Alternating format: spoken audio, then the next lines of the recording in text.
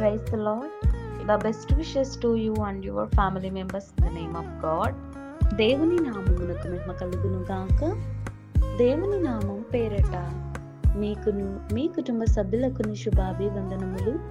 ఈరోజు దేవుని వాగ్దానం. Today God's promise.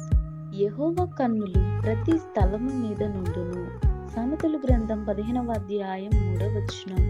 The eyes of the Lord are in every place. The book of Proverbs chapter 15 verses 3. క్రీస్తునందు ప్రేమైన సహోదరి సహోదరులారా, ఈ ఉదయకాల సమయమున దేవుడు మరి నీతోనూ నాతోనూ మరి మాట్లాడుతున్నాడు. యెహోవా కన్నులు ప్రతి స్థలము మీద నుండును అని మాట్లాడుతున్నాడు. మరి దేవుడు ప్రతిదాన్ని చూస్తూ ఉంటాడండి. ఆయన సమస్తాన్ని సృజించిన దేవుడై ఉన్నాడు. అత్యున్నత సింహాసనుడి మీద ఆసీనుడై ఉండి దేవుడు ప్రతి ఒక్కరిని చూస్తూ గమనిస్తూ పరిరక్షిస్తూ ఉంటాడు.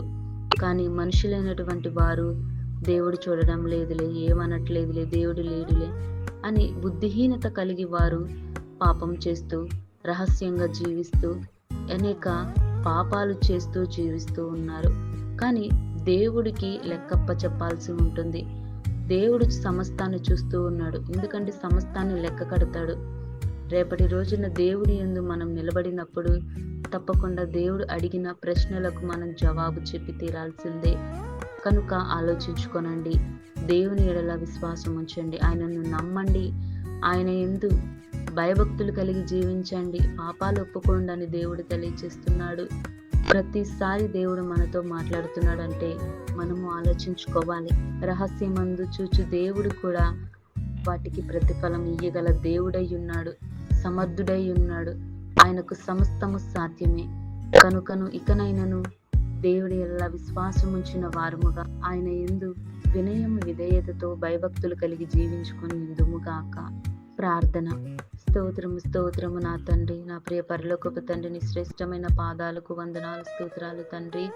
దేవా, ఎందరైతే నాయన నీవు చూడడం లేదనో ఏదో రహస్యంగా పాపాలు చేస్తూ దేవా ఆ యొక్క పాపకు సంబంధంగా జీవిస్తున్నారు, వారందరి హృదయాలు మారు మనసును దయచేయండి ప్రవ్వా. ఈ రోజును తెలియచేసిన వాగ్దాన్ని నెరవేర్చండి. అవును ప్రవ్వా, నీ కన్ను ప్రతి దాన్ని చూస్తూ ఉంది దేవా.